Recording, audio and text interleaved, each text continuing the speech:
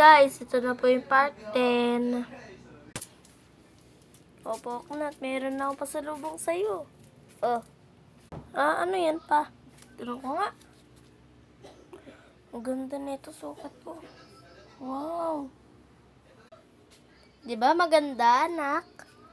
Opa, nakauwi ka na. Ako meron. Meron ito sa'yo. Ganda yan. Ang ganda naman nito. Kiss kita.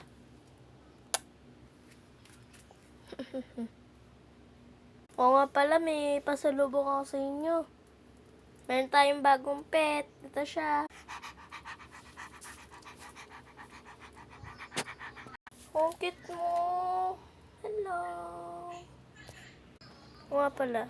Papa, saan mo yung nabili? Wala lang bigay lang sa akin to ng kapitbahay natin.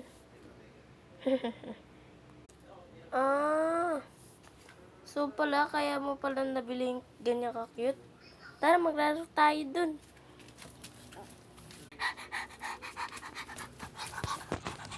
Iha, nasan si Poknut? Wala. Nagkikipaglaro sa bago niyang pet. Ganun pa, Iya. Pabigay na lang to kay Poknut. Sige tay. Bibigay ko ng to kay Poknut.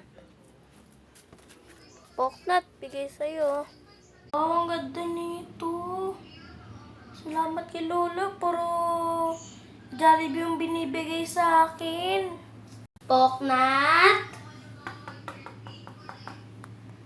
Ikaw pala yan. Hindi ka palot. Pasok tayo, may bago akong alaga. Ito siya, oh.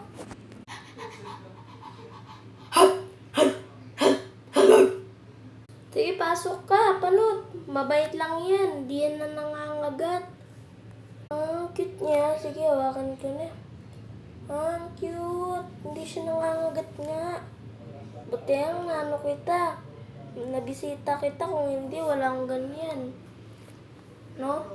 Poknut. Palabasin mo muna si Panot. May bubuntahan na kami saglit.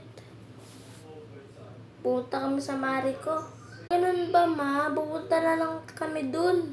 Totoo. Pupunta kami kila mari. Bunta tayo sa kanila. Susunod na lang po. Gagawa na lang po ako ng part 11. Mag-like at subscribe na po. At share. Bye-bye po.